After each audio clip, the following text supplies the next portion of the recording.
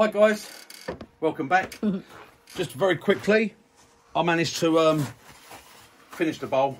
Okay, the little bowl I was turning, nice and thin. Got it down to about probably 2 mil there, and then it tapers off as it gets right down. So lovely finish. Like, see what I said? Where I said it looks like, it makes it look like a bit like bamboo, you know.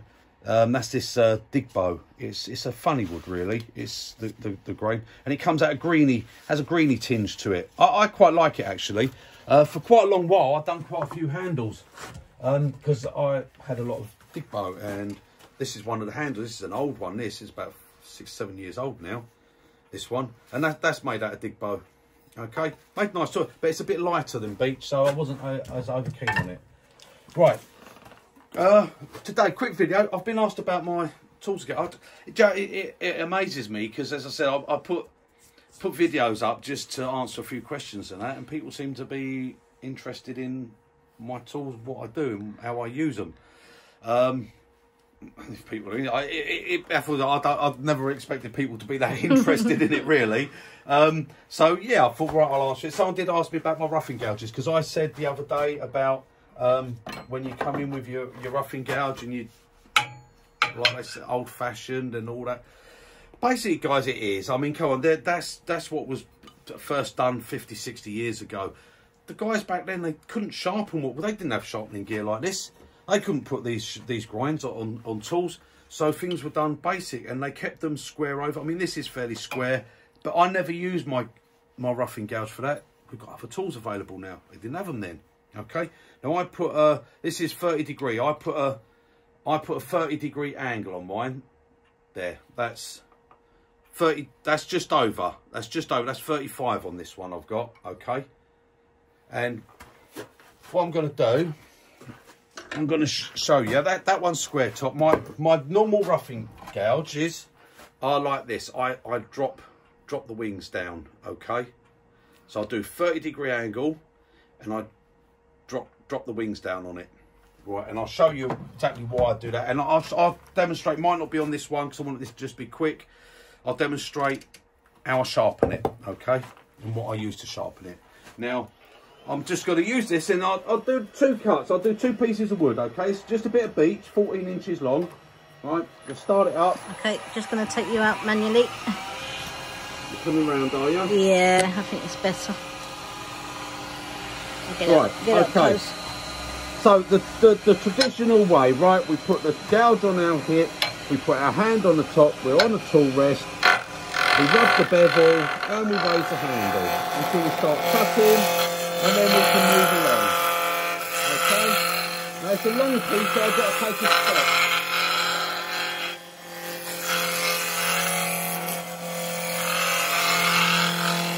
As you can hear, we get a bit of vibration and stuff, because technically when we go, once we lift that handle, we actually come off our bevel. So technically we're not cutting, we're scraping. Okay,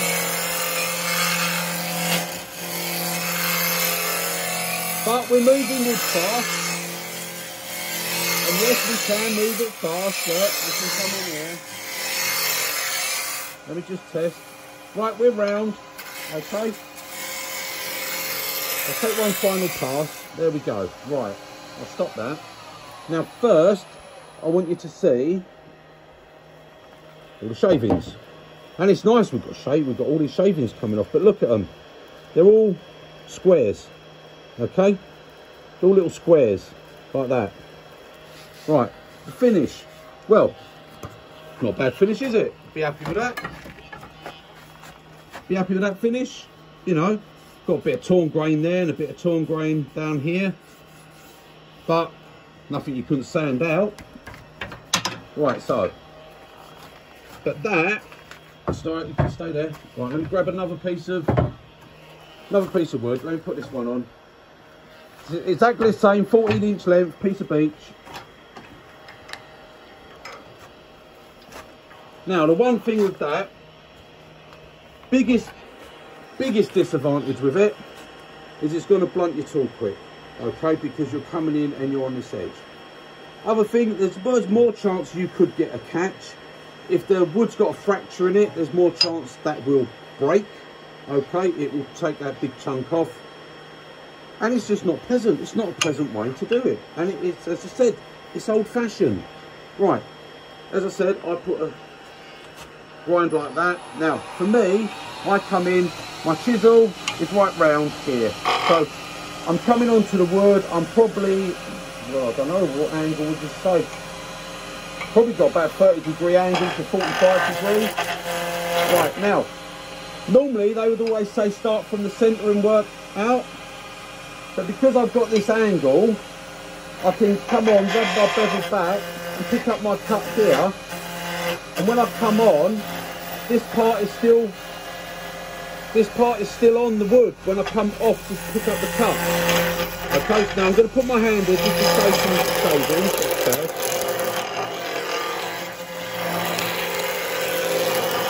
Right, I get it partly rough, get the edges off, and it's smoother, it doesn't make too much noise, it's easy, I've got no bounce coming back on me at all, I'm holding the chisel nice and light, okay. I've got the chisel on my hip, I've just got it resting on my side here, like this, my hand's just on the top here, okay, and quite often I would be like this, so I can, okay, I'll either be like that or I'll have my finger behind, like this, on the wood, so I can actually feel when it's smooth, and I'll turn like that, but you won't see nothing. So, because it's so, look, there's no catching, I can't get my cut, the bevel's rubbing, okay, I can come back, I can pick up the cut here, of the end, because the bevel's rubbing. I can use one hand, because it's rubbing and it's in control, and I come along. Now I'm going to have to take a step because it's a long piece of wood and I'm running out. So I come along and I can feel it's all nice there. And the difference is the shavings aren't little squares. They're like this. And this is kiln dried wood. It's not wet wood. Okay, it's all kiln dried. So I'll take my final cut.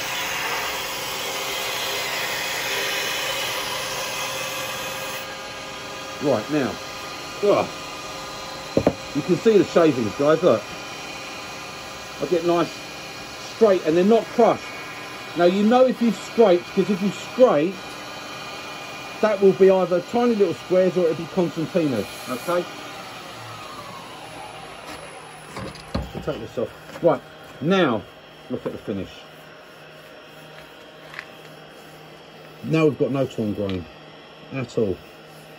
Okay, there's no torn grain, there's nothing to finish on that, nothing to sand, and that's what's important. See, for me, being the way why I started turning like that is for production. If I've got to turn 200 of these like this for someone because they want them, they're going to finish them, they're going to do whatever they got to do with that blank once they've got it, so I can't be sanding them. I've got to basically take one off, put another one on, do it, finish it, stop. I can't have it all rough and torn and they've got to spend hours sanding it. So that's why I use it like that. Now, I was also asked about what are these gouges I've got behind me, okay, that have got this fingernail grind. Are they bolt gouges? No, they're not. Let me get this in here. Actually, I'm going to have to change this tool rest, it's too long. Sorry guys, bear with me, one second. I'll get my, have a tool rest here.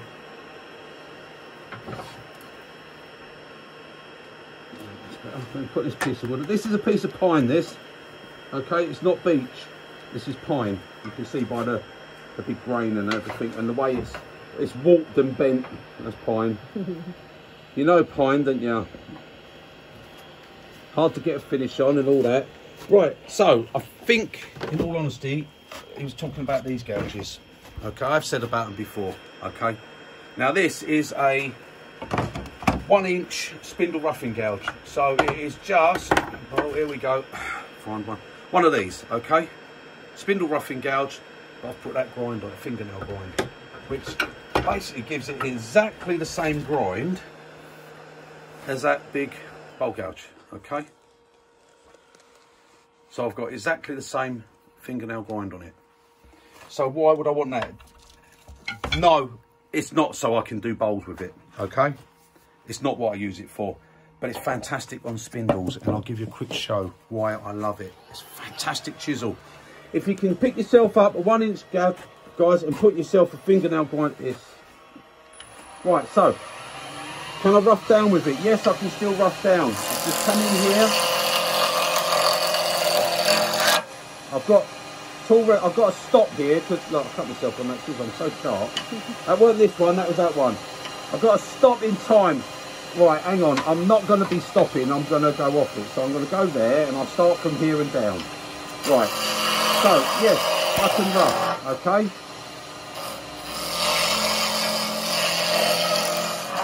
Bit high. There we go. Right, so can rough it down. Round off the tool rest again. Can go both ways. Okay, nearly round.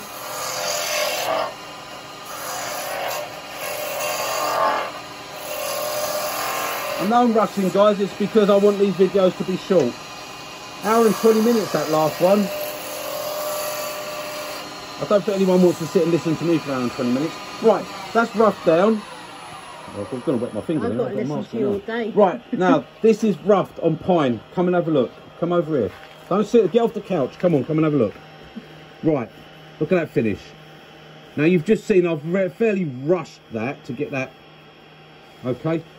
That's because I can rough it down. Like, look at the angle. Okay? Exactly the same angle as I'd have with a skew.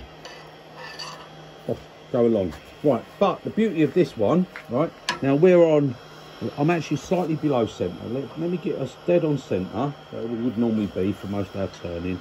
Okay, I'm normally actually slightly above centre in most of my turning for these things. Right, okay, so with this grind, I can come here and roll the end round. I'm being careful not to come off the end of the tool rest. I'll have to make myself up a slightly bigger tool rest. Right, so I can do nice end curves, okay? I can do coves with it.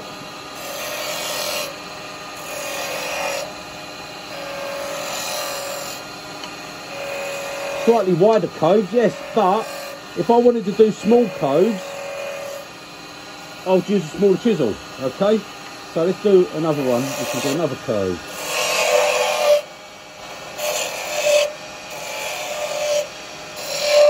This one to go a bit deeper, so I'm going down deeper like that, and then I'm going to come back here and I'm going to take this one down a bit deeper, so I can slice in,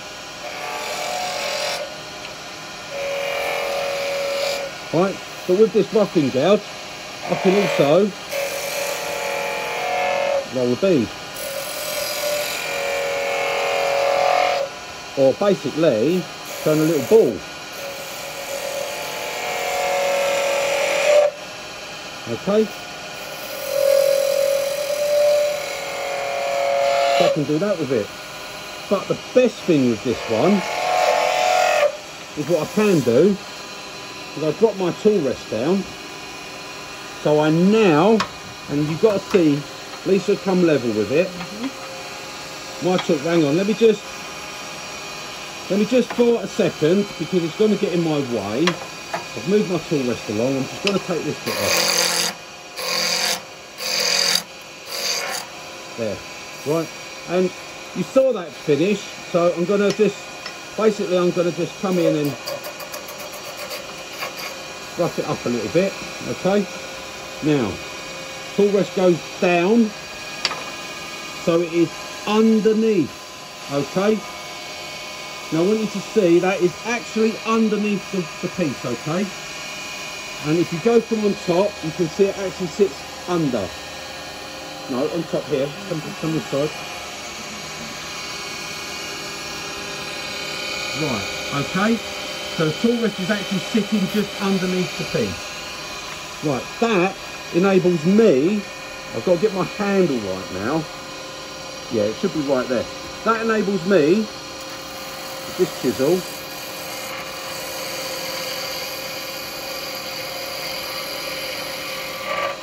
shear cut. I've got to come along and get off these lines. Some idiot went and put a load of lines in it.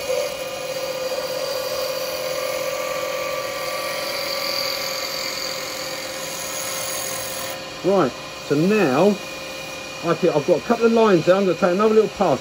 These are the shavings that are coming off, guys. Okay, can you see that? Can you come right over? Right, stay there, that's it, don't move. Right.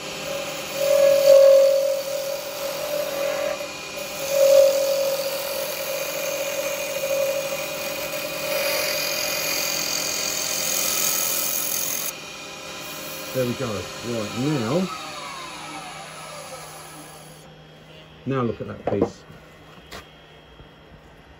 You come around here and have a look. And this, guys, is pine. Okay? And that's the finish we can get.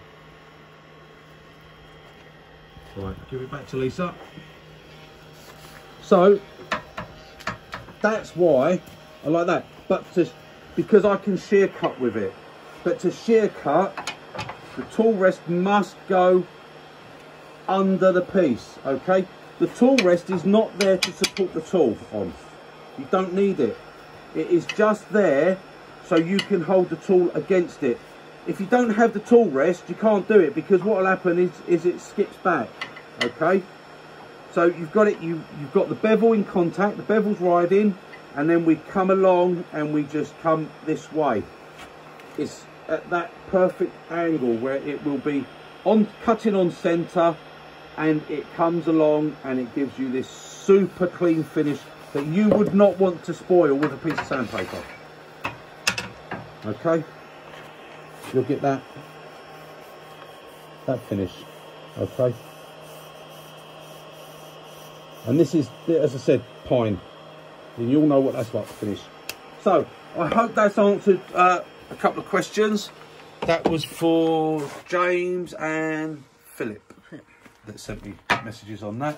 Right, so next one, guys. I've been asked about parting tools, so I'm going to do a little bit on the parting tool. Show the differences between standard and my ones. Okay, and I'll show you how I sharpen my roughing gouge on the next video. Toodle pip. Bye, guys.